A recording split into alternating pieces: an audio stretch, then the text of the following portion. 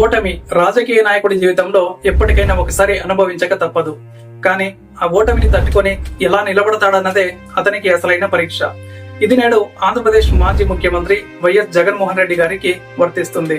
2024 ఎన్నికల్లో ఘోర పరాజయం చెందిన తరువాత జగన్ ఎలా మళ్లీ తనను తాను రెడీ చేస్తున్నారు, ఎలాంటి మార్పులు తన నాయకత్వంలో తెస్తున్నారు, ప్రజల్లోకి ఎలా తిరిగి వెళ్తున్నారు, ఈ రోజు మనం మొత్తం తెలుసుకోబోతున్నాం. అలాగే ఈ వీడియోలో 2029 ఎన్నికలకు ఆయన సిద్ధమవుతున్న ఒక ప్రణాళిక ఎలా ఉంది అనేది కూడా తెలుసుకోబోతున్నాం. ఎన్నికల తర్వాత జగన్ మొట్టమొదట దాదాపు ఒక 6 నెలలకు కంబ్యాక్ అయ్యారు. అప్పుడు ఆయన ముఖంలో ఉన్న ఆత్మవిశ్వాసం, మాటల్లో ఉన్న నిగ్రహం అందరినీ కూడా ఆశ్చర్యపరిచింది. ఎన్నికల్లో ఓడిపోయిన నాయకుడి నుంచి వచ్చే మాటలు ఏవి కూడా కనిపించలేదు. కానీ జగన్ మాటలో అసలు విషయం వినిపించలేదు. నిజంగా అదే సందర్భంలో రాజకీయ వర్గాల్లో చాలా పెద్ద చర్చ మొదలైంది. జగన్ ఇప్పుడు తన తప్పు చేసిన పాయింట్లను అర్థం చేసుకున్నాడా, లేక ఆయన తన గేమ్ ప్లాన్ ను వేరే రీతిలో మలుచుకుంటూ ఉన్నాడా అనేది. ఇదే సమయంలో జగన్ కొత్త టూర్ మొదలైంది. అదే పరామర్శ యాత్ర. మొదటి టూర్ లోనే ప్రజల్లో విశేష స్పందన కనిపించింది. ఆయన వెళ్లిన ప్రతి గ్రామంలో కూడా వేల సంఖ్యలో ప్రజలు వచ్చారు. ఇది వైఎస్ఆర్సీపీ శ్రేణులకు కొత్త ఉత్సాహం ఇచ్చింది. కానీ రాజకీయ విశ్లేషకులు మాత్రం దీన్ని జగన్ మూడో దశగా చెప్పుకుంటూ ఉన్నారు. జగన్ 1.0 అంటే 2019కి ముందు, జగన్ 2.0 అంటే తర్వాత, అంటే అధికారంలోకి వచ్చిన తర్వాత 2019 నుండి 2024 వరకు. ఇప్పుడు జగన్ 3.0 అంటే ప్రతిపక్షంలో ఉన్నప్పుడు తన రాజకీయ గమనాన్ని జగన్ తిరిగి నిర్ధారించుకునే దశ. ఈ యాత్రలో జగన్ చెప్పే మాటలు మారాయి. అధికారంలో ఉన్నప్పుడు ఆగ్రహం, విమర్శల మీద ఎక్కువగా ఫోకస్ పెట్టిన జగన్ ఇప్పుడు దాని నుంచి బయటకు వచ్చి తాను ఏం చేశారు అన్న దానిపై నిలదీసే ప్రయత్నం అయితే చేస్తూ ఉన్నారు. అలాగే ప్రజల్లోని నిరాశలను అర్థం చేసుకుంటున్నట్టు కనిపిస్తున్నారు. అసలు ఈ మార్పు స్వచ్ఛందంగా వచ్చిందా, లేక తాను ఎదురు చూసే 2029 ఎలక్షన్స్ కు దోహదపడే వ్యూహమా అంటే ఇక్కడ మనం జగన్ ప్లానింగ్ లో 3 కీలక మార్పుల్ని గమనించవచ్చు. మొదటిది పబ్లిక్ కంటెంట్ స్టైల్ మారింది. అంటే గతంలో ఆయన మాట్లాడేటప్పుడు ఎక్కువగా న్యూస్ పేపర్లు చదివేలా ఉండేది, కానీ ఇప్పుడు స్పష్టంగా ప్రజలకు నచ్చేలా మాట్లాడుతూ ఉన్నారు. రెండవది పార్టీ క్యాడర్ రీబిల్డింగ్. ఓటమి తర్వాత సహజంగానే వైసీపీలో కొంత గందరగోళం ఏర్పడింది. కానీ జగన్ మాత్రం దీన్ని అవకాశంగా మార్చుకుంటూ ఉన్నారు. ఓటమి కారణాలను తన శ్రేణులతో చెప్పి పునఃస్థాపన చేపట్టేలా ప్రయత్నిస్తున్నారు. ఇంకా అత్యంత ముఖ్యమైన మూడవ అంశం విపక్ష నాయకుడిగా తన పిలుపు మార్చడం. అంటే గతంలో అధికారంలో ఉన్నప్పుడు ప్రభుత్వం ఒక రకమైన ధైర్యాన్ని కలిగిస్తుందనేది నిజం.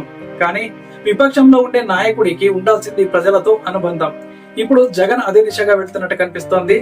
తనను విమర్శించిన వారిని కూడా పట్టించుకోవడం, ప్రజలు ఏమి చెబుతున్నారు అన్నదాన్ని గమనించడం మొదలు పెట్టారు. అలాగే ఇంకొన్ని రోజుల్లో జగన్ ఢిల్లీకి కూడా వెళ్లనున్నట్టు తెలుస్తోంది. బీజేపీ అధినాయకత్వాన్ని కలవడం, జాతీయ రాజకీయాల్లో తన పాత్రను నిర్వచించుకోవడం అన్ని కలిపి జగన్ తన ప్రయాణానికి కొత్త అర్థం ఇస్తున్నారు. కేంద్రంలోని ఎన్డీఏతో కలవాలా, లేక కొత్త ప్రత్యామ్నాయ కూటమికి దారి తీయాలా అన్నది మరో పెద్ద చర్చకు కూడా కారణమవుతుంది. కూటమి తర్వాత సాధారణంగా నాయకులు డిఫెండివ్ అవుతారు. కానీ జగన్ స్ట్రాటజీలో ఒక స్పష్టత కనిపిస్తూ ఉంది.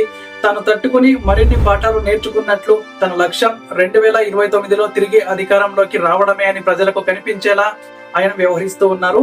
ఇందులో మునుపటి అధికార కాలంలోని తప్పులను గుర్తించి ప్రజల మౌనం విన్నాడని అనిపిస్తోంది. ఇంతకీ జగన్ పార్టీ ప్లాన్ ఏంటి? 2029కి ముందే టీడీపీ జనసేన కలయికకు ఎదురుగా వైసీపీ బలంగా నిలవాలంటే మళ్లీ తన పాత కేడర్ ను కొత్త శక్తితో రీప్లగ్ చేయాలి. దీనిలో భాగంగా మున్సిపల్ లెవెల్ నుండి ఎంపీ స్థాయి వరకు పునర్వ్యూహం జరుగుతోంది. అభ్యర్థుల ఎంపిక, కమ్యూనికేషన్ స్ట్రాటజీ, సోషల్ మీడియా పనితీరు అన్ని కూడా పునః పరిశీలనకు వస్తున్నాయి. ఇక కుటుంబం పరంగా చూస్తే జగన్ తన భార్య భారతిరెడ్డిని కూడా రాజకీయాల్లోకి తీసుకురావాలన్న యోచనలో ఉన్నట్లు తెలుస్తోంది. ఇది ప్రజలలో సాఫ్ట్నెస్ గా వర్కౌట్ అయ్యే అవకాశం అయితే ఉంటుంది. ఒకవేళ ఇదంతా ఒక వ్యూహమే అయితే అది జగన్ కు విజయాన్ని ఇస్తుందా అనేది మాత్రం ఇప్పుడే చెప్పలేం. కానీ జగన్ తనలో మార్పు తెచ్చుకున్నారు. ప్రజలతో తిరిగి సంబంధం ఏర్పరచుకోవడానికి మొదటి అడుగు అయితే వేశారు. ప్రజల అభిప్రాయం గమనిస్తూ తనని తాను మార్చుకుంటూ ఉన్నారు. రాజకీయాల్లో ఇది చాలా పెద్ద విషయం. ఒకసారి ఓడిపోయిన నాయకుడి నుంచి ప్రజలు మరలా ఆశించాలంటే తను చేసిన తప్పులను ఒప్పుకోవాలి. జగన్ ఆ దిశగా ఉన్నారా? ఇప్పటి వరకు కనిపిస్తున్న సంకేతాలు అవుననే చెప్తున్నాయి.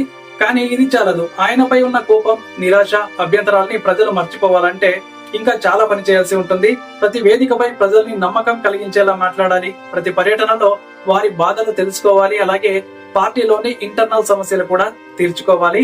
ఓటమి తర్వాత పునర్నిర్మాణం చేయడం అన్నది అంత తేలికైతే కాదు. కానీ జగన్ ప్రస్తుతం అదే ప్రయత్నంలో ఉన్నారు. ప్రజల్లో మారిన రాజకీయ భావాలను అర్థం చేసుకుంటూ తనలో మార్పును ప్రజలకు చూపించాలన్న దిశగా ప్రయాణం చేస్తూ ఉన్నారు. ఇది నిస్సందేహంగా 2029 ఎన్నికల వ్యూహంలో కీలక ఘట్టం అవుతుంది. సంపూర్ణంగా చెప్పాలంటే జగన్ 2024 ఓటమి తర్వాత ఓడిపోయిన నేతగా కాకుండా తనను తిరిగి ప్రజల గుండెల్లో స్థిరపడే నాయకుడిగా మార్చుకునే ప్రయత్నంలో ఉన్నారు. ఇది పూర్తిగా ప్రజల మీదే ఆధారపడి ఉంటుంది. కానీ ఈ మార్పు ఆయనకు 2029లో విజయానికి దారి తీస్తుందా అనే ప్రశ్నకు మాత్రం రానున్న 4 ఏళ్లలో తెలుస్తుంది. మీ అభిప్రాయం కామెంట్ చేయండి.